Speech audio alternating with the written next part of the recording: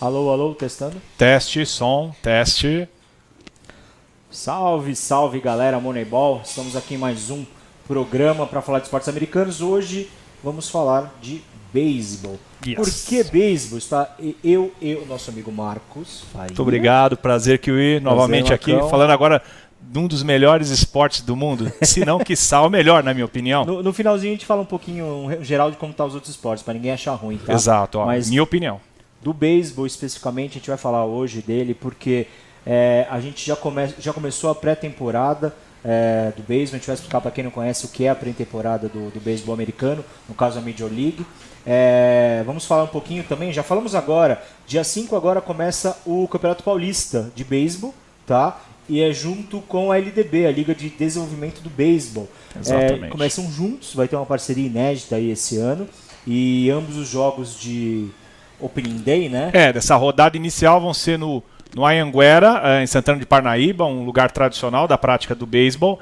E eu acho que o que eu destaco também, além dessa iniciativa de abertura em conjunto, na verdade, é o fato de você ter, por meio do ano programado, um All-Star Game. Acho que vai ser a primeira vez isso no Brasil, e acho que é um fato muito relevante, que estão trazendo, acho que, um beisebol a um novo patamar. Acho que essas ligas, todas de uma forma geral, e a própria federação, estão investindo em fazer um campeonato maior, de maior duração e um pouco mais organizado do que foi em anos anteriores. Então isso eu acho que é um grande destaque. E dia 5 agora, você que gosta de beisebol, vamos lá, vamos curtir beisebol. Quem já acompanha a gente nos outros programas do Moneyball, que está lá disponível no YouTube do Jovem Pan Entreter, sabe que a gente já comentou um pouco de como está se desenvolvendo o beisebol no Brasil. É um esporte que não parece, mas tem quase já até mais de 100 anos. Mais de 100 anos aqui, exatamente. Então, é um esporte antigo, mas não muito divulgado. Então, tem muitos times, muitas pessoas envolvidas hoje para divulgar cada vez mais. Então, aos poucos a gente vai mostrando para vocês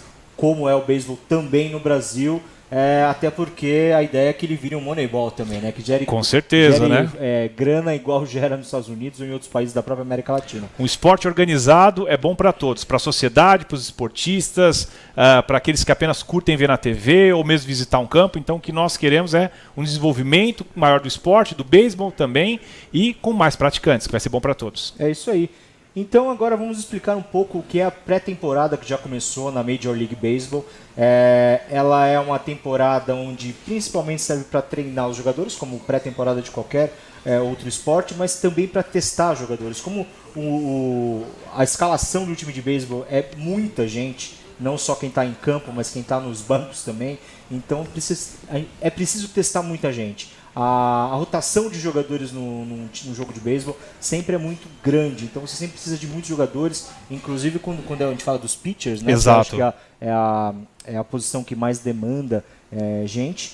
Então a gente vai explicar um pouco hoje o que é, Marcão, a Spring Trainer, né?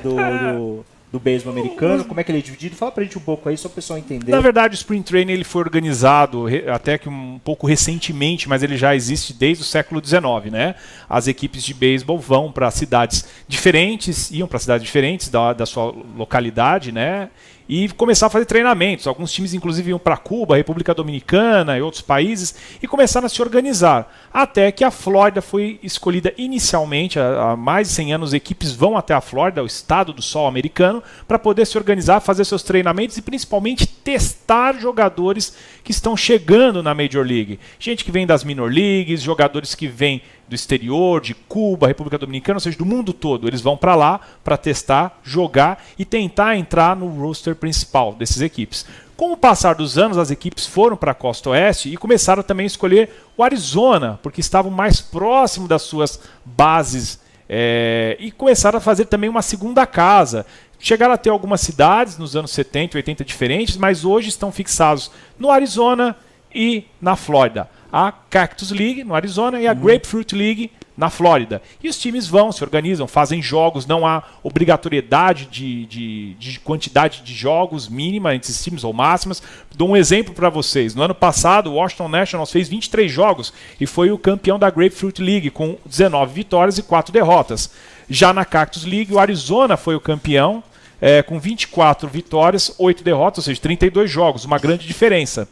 E o Cubs, que foi o campeão, ficou em penúltimo lugar da Cactus League, somente à frente do San Diego Padres. Então aí a gente vê bem que é uma questão de treinamento mesmo, de pôr em prática algumas opções, tentativas do treinador, fechar aquele elenco. Então assim, não há uma obrigatoriedade de vencer. Ninguém comemora se vence Spring Training. E eu acho que é por isso que a gente vê tantos jogadores novos que a gente nunca, quem acompanha o beisebol, nunca ouviu falar, às vezes, jogando em posições estratégicas. Sem dúvida. Que é basicamente um experimento, né? Do tipo, vamos testar aquele cara, ver como aquele pitcher se comporta, ou um outfielder, um infielder. Então, é muito teste, né? Porque muita gente boa acaba sendo descoberta logo no Spring Training e acaba virando titular, às vezes, né? Do time. Claro que não é tão assim de cara. Quando a primeira vez que ele participa do Spring Training, ele pode até conseguir entrar no time titular, né? No roster principal que vai jogar a temporada, mas chamando a atenção sempre é bom, né, pro cara.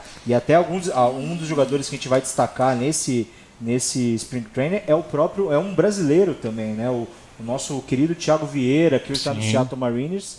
É um cara que já vem, nas últimas temporadas, vem jogando muito bem nas categorias abaixo da Major League. E nesse ano ele foi escalado no roster principal para o Spring Training e provavelmente vai ficar no roster principal também da temporada. É bem provável que eu acho que ele teve a primeira vitória ontem, lançando apenas uma entrada. Isso acho que foi muito positivo para ele. Os próprios Mariners têm colocado vídeos no seu site, nas suas redes sociais, impressionados com a velocidade da bola do Thiago.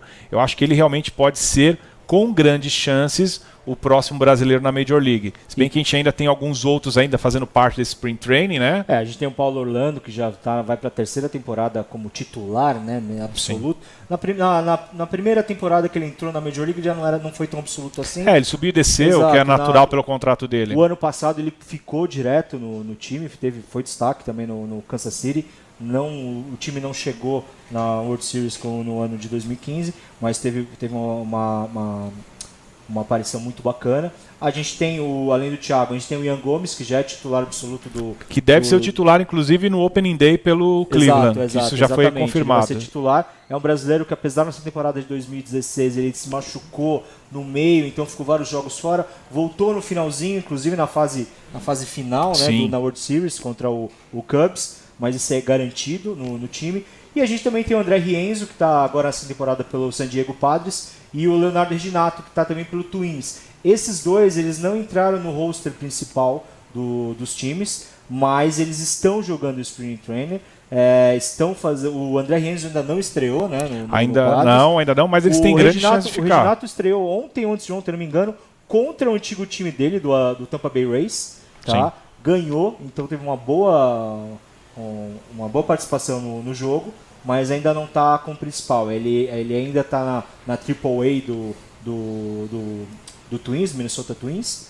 E vamos torcer para que tanto ele quanto o André Rienzo também façam uma boa pré-temporada para conseguir destaque, chamar a atenção dos treinadores e quem sabe aí jogar alguns jogos, né, da Não, são League, ótimos, né? Jogadores. Eu acho que é uma grande possibilidade a gente ter pelo menos aí uns 4 brasileiros jogando esse ano com grande força. Acho que tanto o Reginato quanto o Rienzo fizeram treinamentos importantes esse ano, estão bem focados, são jogadores de qualidade, eu acho que eles têm tudo para ficar.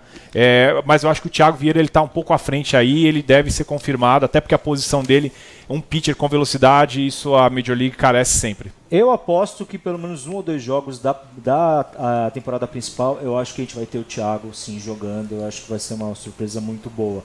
Do jeito que o time está tratando ele, eu acho que ele joga assim pelo menos um jogo na temporada regular. E Marcão, aí eu pergunto para você, o Spring Training também revela muita gente, mas também às vezes ele é o azar de muita gente, né? Então, esse é um grande problema, na verdade. Da mesma forma que o Spring Training é muito positivo, de ter descobertas de novos jogadores, de gente que batalhou a vida toda na Minor League e de subir, de chegar na Major League, também tem o caso contrário, tem as lesões. Então jogadores às vezes veteranos, consagrados, podem se machucar e não aproveitar o Spring Training como uma forma de voltar às categorias principais. Esse ano a bruxa anda solta para alguns times. É mesmo? Eu vou falar até alguns aqui. Quem se deu mal? Lucas Duda, pelo New York Mets, está machucado. Na verdade, já vinha de uma lesão do ano passado. Uma lesão que, a princípio, não tem uma causa, uma descoberta. Apenas vem sentindo muitas dores. Tem tomado, inclusive, injeções para suportar essas dores. Vai ficar fora. David Wright, terceira base também. Veterano do Mets, também com problemas. Uma lesão no ombro foi diagnosticada. E deve perder, pelo menos, o começo aí da temporada regular. Pelo Texas Rangers, Josh Hamilton também vai passar pela 4ª cirurgia no joelho esquerdo.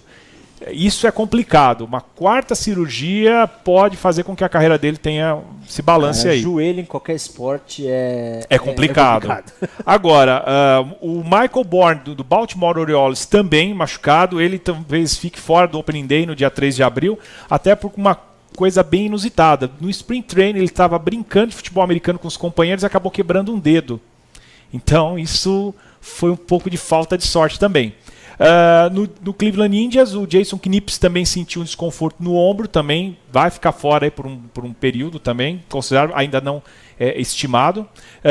E o Alex Kirchhoff, que é um dos grandes prospectos do Twins, vai ter que fazer a Tommy John, e aí provavelmente perder toda a temporada nessa recuperação. Então, isso no Spring Training inicial é um número bem alto de jogadores lesionados. Tommy John, para quem não acompanha o beisebol, é uma cirurgia no ombro, cotovelo, né? Isso, é uma cirurgia que tem que refazer ligamentos. Eu não sei especificamente te dar detalhes sobre essa cirurgia, mas é uma cirurgia que é muito comum em pitchers que sofrem lesão por desgaste. Eu não sei explicar em detalhes, mas é uma cirurgia muito comum. Em resumo, existem defensores, existem os haters disso, mas é que pode salvar ou acabar com a carreira de um jogador de beisebol. Basicamente é isso. O fato de existir uma cirurgia que hoje salva a carreira de um jogador, que pode dar um pouco mais de anos de prática do esporte, eu acho que já é algo muito bom. Antigamente, isso independente do esporte, o beisebol, futebol americano, basquete, até o nosso futebol, quem se lembra do Zico, lesões, infiltrações. Exato, infiltrações,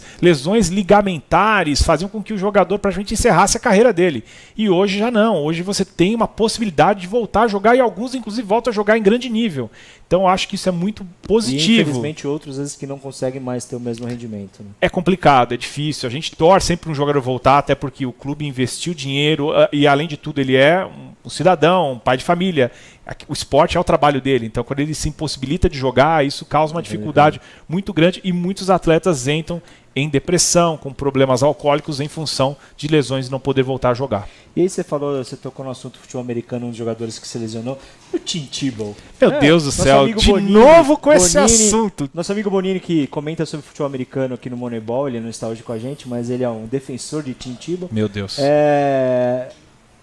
A minha mensagem em relação ao Tim Tebow é que a gente não faz ideia, entendeu? Porque o Tim Tebow realmente ainda não se destacou.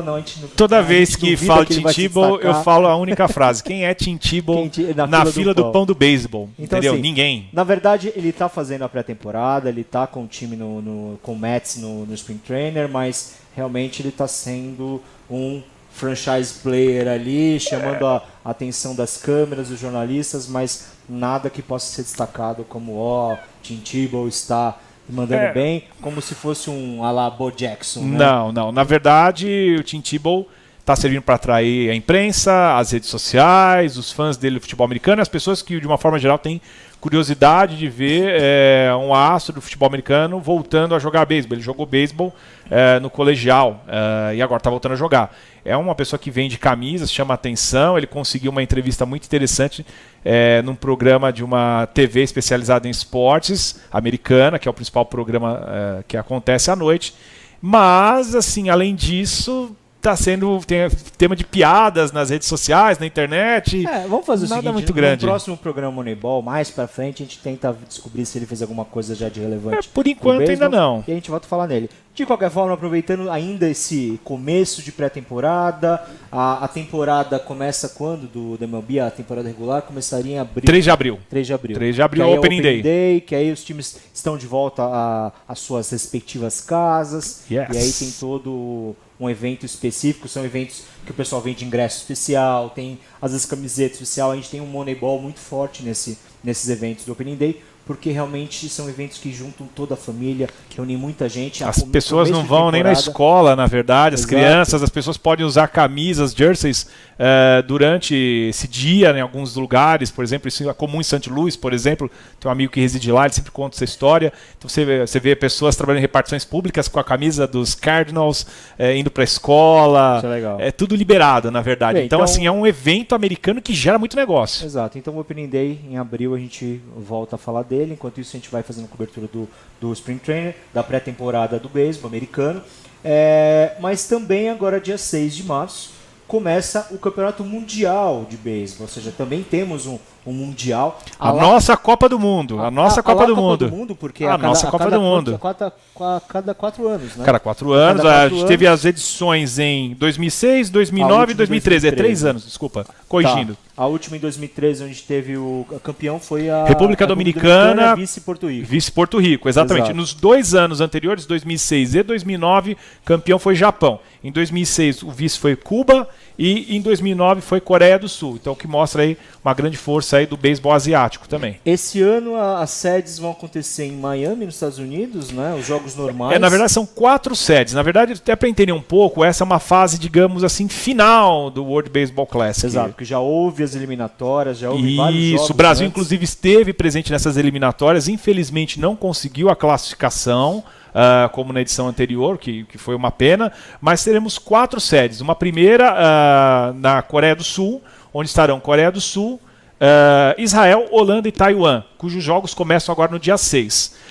Em Tóquio, no Japão, teremos Japão, Cuba, Austrália e China. Em Miami vão jogar Estados Unidos, Colômbia, República Dominicana e Canadá. Jogos começam no dia 9.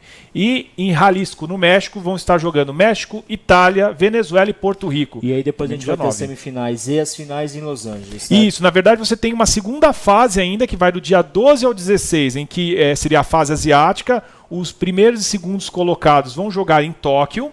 E os vencedores da chave de Miami e México, Jalisco, vão jogar nos dias 14 e 19. E aí sim você vai fazer uma semifinal e final que vai ser em Los Angeles entre os dias 20 e 22, para você chegar ao campeão.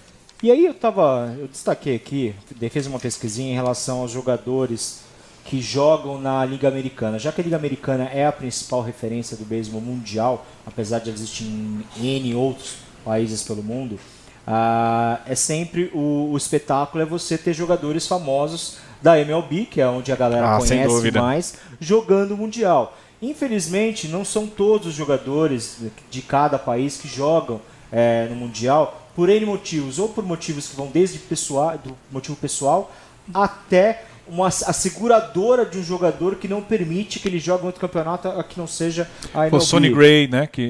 Do Oakland Athletics. Exato, então ele é um exemplo que a seguradora não permitiu que ele jogasse. Ele já estava até escalado, estava no roster do time, né? Mas enfim, os jogadores que eu destaco, eu quero ver a opinião do Marcão, mas assim, o primeiro jogador de destaque no Campeonato Mundial é da seleção italiana, que é justamente um brasileiro.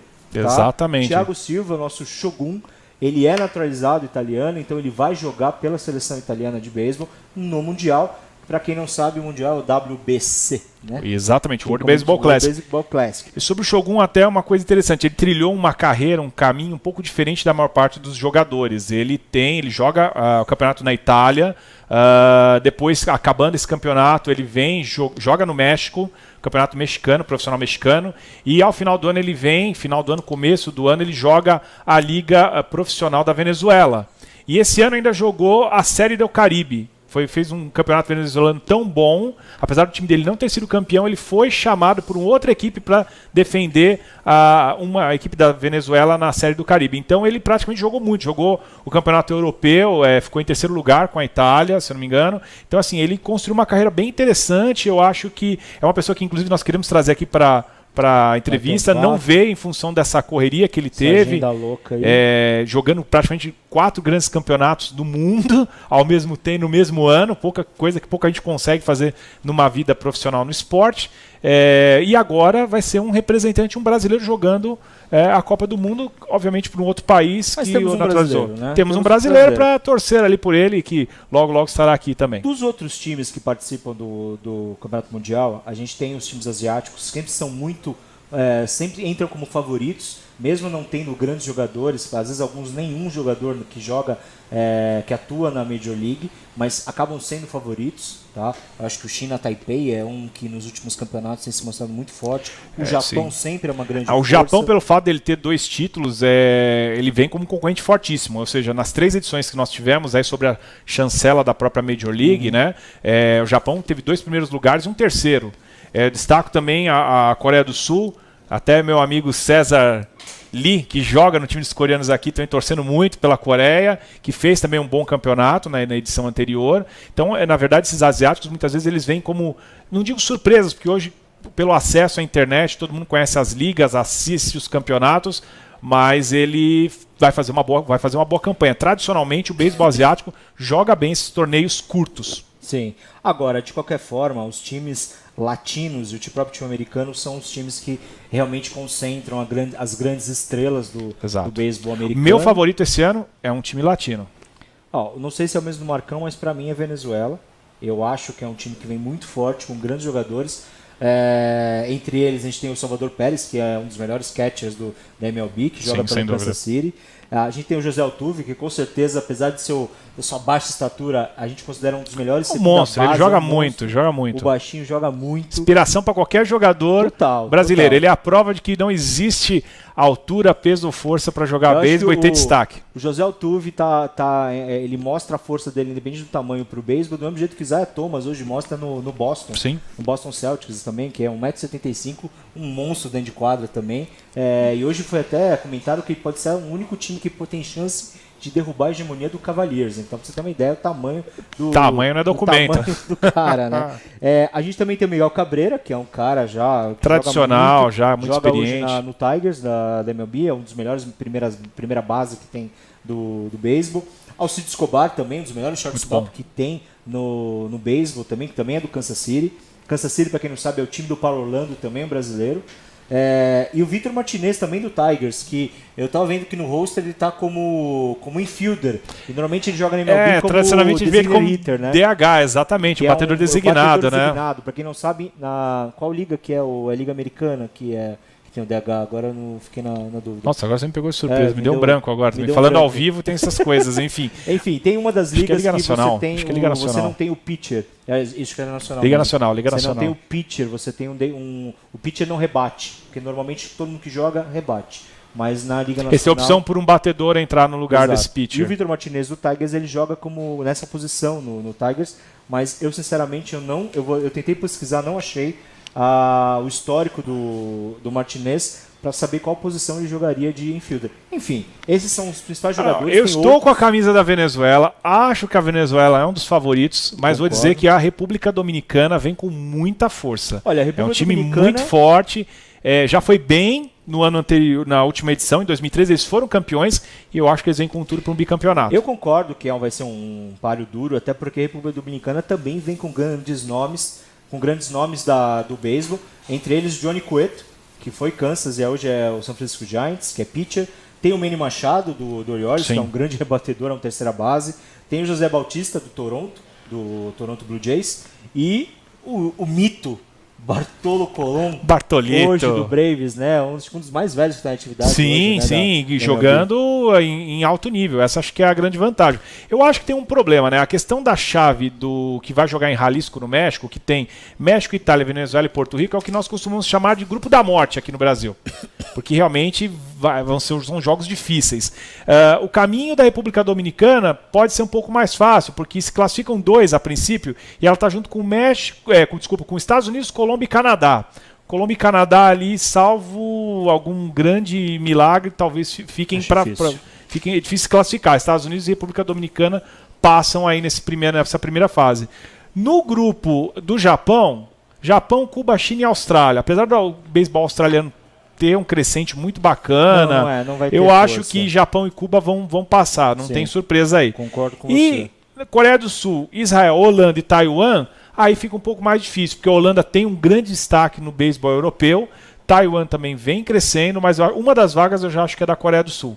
Aí a briga aí provavelmente Coreia do Sul e Holanda. E aí vai ter esses mata-matas para chegar à final, que aí vai depender de qual posição cada um vai se classificar e enfrentar. Mas eu acho que o caminho para a República Dominicana está um pouco mais aberto, um pouco mais fácil, enfim, chegar a essas finais. Você tocou no assunto dos Estados Unidos, só para a gente finalizar aqui sobre o Mundial. Nos Estados Unidos, os destaques que a gente tem no time são o Chris Asher, um pitcher do Rays, que é um moleque que vem jogando bastante. E todo ano cogitado em ir para uma grande equipe. Que é um time que ele parece que não contrato consegue milionário mais, mas ele é um ótimo pitcher, na minha opinião. A gente tem o Buster Posey, do Giants também, como catcher. O Eric Hosmer, que também é um dos hoje acho que é o melhor primeira base que tem jogando na MLB, mas é um ótimo jogador também. O Ian Kinsler também, que é o segunda base do Tigers. E o Giancarlo Stanton, também do Miami, que é um ótimo jogador. Esses são alguns, tá? Tem muito mais jogador que está atuando na MLB, nas ligas menores também, que vão jogar em seus respectivos países no World Baseball Classic. Mas esse é o campeonato. Chama atenção numa coisa que também é Porto Rico. Porto Rico venceu a Série del Caribe, que seria, na verdade, um campeonato de clubes vencedores nos seus países no Caribe, onde pouca gente ali acreditava, chegou, tem uma equipe bem coesa, bem interessante. Tiveram um bom resultado na última edição. Eu acho que eles podem surpreender também. Acho que Porto Rico seria o nosso país que corre por fora aí nesse campeonato. Vamos ver então, a partir agora do dia 6 de março, como é que vai ser o Campeonato Mundial. Esse campeonato vai ser transmitido na TV a cabo. Tá? Exatamente. Então, quem tiver interesse, assistam. No canal deles, também no YouTube, alguns jogos também são transmitidos. Do mesmo jeito que alguns jogos também da pré-temporada de beisebol americano também são transmitidos, às vezes de graça. E acho que é uma pré-temporada que a gente nunca dá para ficar estimando qual time vai ser melhor, qual time vai ganhar, porque tem muita coisa ainda para rolar. Então vamos deixar acontecer. Mas é isso, gente. Sobre beisebol é isso. A gente queria agradecer de novo ao público aí. Aliás, mensagens. Temos mensagens aqui recebendo. Na verdade, o pessoal do Rays Brasil, Fernando Dichan, mandando mensagem para todos, a galera lá. O pessoal do Shida Baseball, um clube tradicional aqui de São Paulo. Também César Coreia ali, do time dos coreanos também, Tatsumi do Underdogs, ou seja, assim, temos bastante gente aí já mandando mensagens, querendo mandar um abraço aí para a programação. Agradeço a todos aí que estão assistindo, colaborando, participando. Muito obrigado. Não, valeu. O nosso amigo Fernando Dichan, que é um dos jogadores que está mais tempo em atuação no beisebol brasileiro. Ele começou acho que no século XIX, na verdade, a jogar. Há muito tempo, mas a gente manda um abraço para ele. E é isso, gente. Eu vou só para resumir os outros esportes americanos, porque Moneyball não é só beisebol. Só para dar um resumo, uma novidade, falar um pouco de soccer americano, a MLS. Isso. A MLS começa a partir de amanhã, tá? O campeonato da temporada 2017. E se inicia amanhã no jogo entre Portland Timbers e Minnesota United.